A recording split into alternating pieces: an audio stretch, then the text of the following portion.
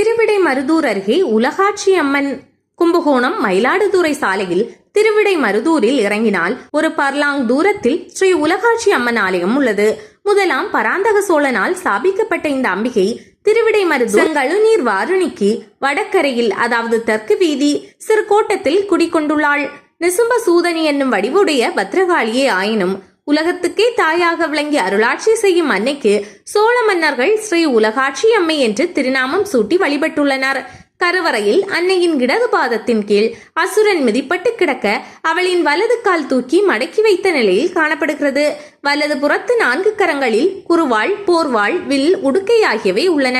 இடப்புறத்து 4 கரங்களில் விஸ்மய முத்திரை, அம்பு, கேடயம், கபாலம் ஆகியவை இருக்கின்றன. கீழிரு கரங்களில் சூலாயுதத்தை தாங்கியிருக்கிறாள்.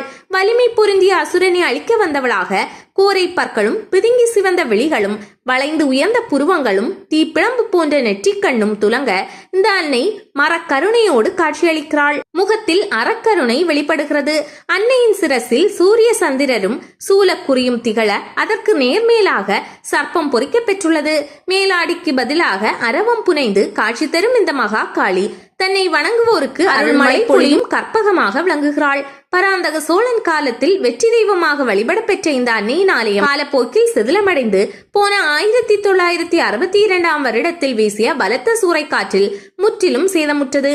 ஆயினும் இந்த அன்னையின் திருமேனி மட்டும் எவ்வித சேதமுமின்றி பொலிவுடன் இருந்ததை வியப்புடன் சொல்கிறார்கள் இப்போது மக்கள்.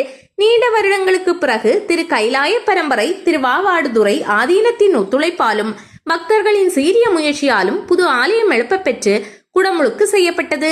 இந்த காளி நரம்பு மண்டலத்திற்கு அதிபதி, ராகு கிரகத்திற்குரிய தேவதை. இந்த தேவியை செவ்வாய் மற்றும் ஞாயிற்றுக்கிழமைகளில் ராகு காலத்தில் சிவந்த நிற ஆடை சாத்தி செம்மலர்களால் அர்ச்சித்து வழிபடுவோருக்கு சகல தோஷங்களையும் போக்கி வெற்றிகள் குவிந்திட அருள்பாலிப்பாள்.